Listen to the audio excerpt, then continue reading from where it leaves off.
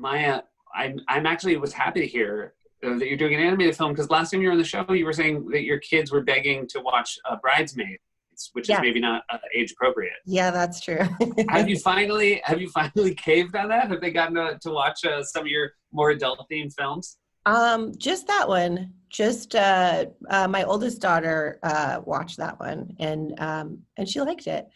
I felt a little uncomfortable just like when it started, because I was like, what am I gonna say? But she's seen all the embarrassing. I don't, other than pooping in the street, which I think she already knew about. I think she was pretty psyched. But the funny thing is, you think like, oh, they're gonna be excited, but they always get a little weirded out because it's their mom. Like, Right. oh, That's interesting. really? Yeah. Yeah, because especially because you're somebody completely different. Whereas I think if my kids watch this show, they'd be like, "Oh, it's the same guy I hear Yeah, prattling on all the time." yeah. When you think you're being cool, you're.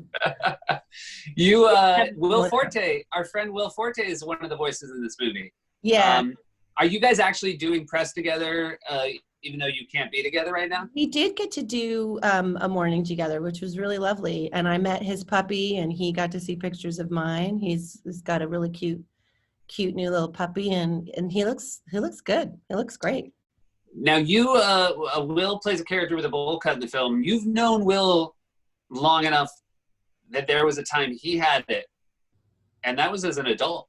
That's correct. He Yeah. was a fully grown male when I met him, that he sported a bowl cut.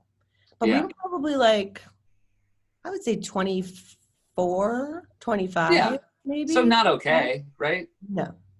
But very, very in character with Will Forte. Yeah. Because it strikes me as he either puts a ton of thought into decisions or no thought. Yeah. No, it was perfectly on brand. Yeah. He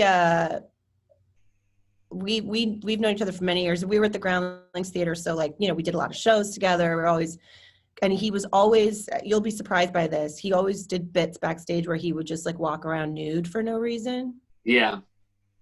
Which that tracks with my memory of working with him. Yeah. You play a nanny in the film.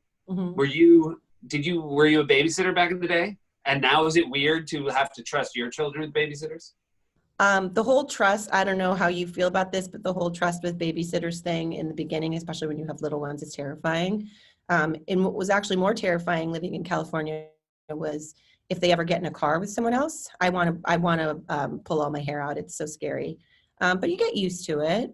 I was, like high school, like college days. I did a little babysitting. Nothing. I did a little babysitting too. I think I have more fear about turning my kids over to babysitters, remembering what I was like as a babysitter. Not that I was a bad babysitter, but I was just but we weren't paying attention. Thank God we didn't have phones, because then things would have burned.